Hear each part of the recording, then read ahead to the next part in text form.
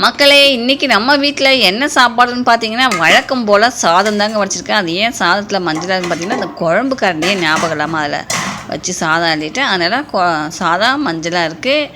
இது என்னென்னு பார்த்தீங்கன்னா, சாம்பார் கேரட் பீன்ஸ் சௌ போட்ட சாம்பார். கேரட் பீன்ஸ் போட்டோன்னே செம்ம வாசனை, சாம்பார் செம்ம டேஸ்ட்டு இன்றைக்கி.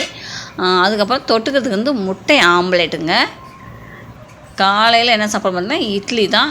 மக்களே, இன்றைக்கி எங்கள் வீட்டில் சாம்பார், அதுக்கப்புறம் மதியம் முட்டை ஆம்லேட் போட்டோம் இல்லையா, அதனால் இப்போ நைட்டுக்கு எங்கள் மாமா சாதம் கேட்டார். அதனால் அவருக்கு மட்டும் சாதம் வடிச்சிருக்கேன். நாங்களாம் தோசை சாப்பிட்றோம். பசங்களாம் தோசை சாப்பிட்றாங்க. தோரம்பருப்பு நிறைய போடல, அதான் அந்த இதில் குக்கரில் விசில் வந்தாலும் சரி பருப்பு வேக மாட்டேதுன்னா சொல்லிட்டு தான் உனக்கு வேறு குக்கர் கேட்டேன். உனக்கு இப்படி போட்டால் தான் நீ எனக்கு வேறு குக்கர் வாங்கி கொடுப்பேன். மிக்சியில் போட்டு மக்களே கேட்டுங்க, மிக்சியில் போட்டு தோரம்பருப்பை அரைச்சி சாம்பார் வைக்க சொன்ன ஒரே ஆள் இவர் மட்டும்தான். அதனால் இவர் சொல்கிறத யாரும் செஞ்சிடாதீங்க. சாம்பார் சாப்பிடுமா, சாம்பார் நல்லா சாப்பிடு.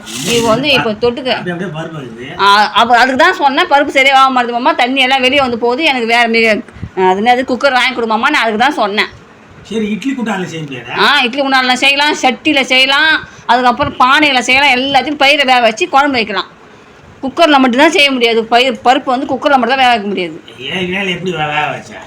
ஏற்கனவே எப்படி வச்சுன்னா, நான் குண்டானில் வேக வச்சேன். இப்போ தான் உங்கள்கிட்ட குக்கர் கேட்டேன். அது எங்கள் பாப்பா கொடுத்துது, அது சின்ன குக்கரு. நம்ம குண்டானில் வேக வச்சா ரொம்ப நேரம். உனக்கு என்ன ஊரில் உலகத்தில் என்ன நடக்குதுன்னு தெரியலையாம்மா. குக்கரில் வேக வச்சா பருப்பு சீக்கிரமாக வெந்துடும், நமக்கு சிலிண்டர் மிச்சமாகும். சரியா?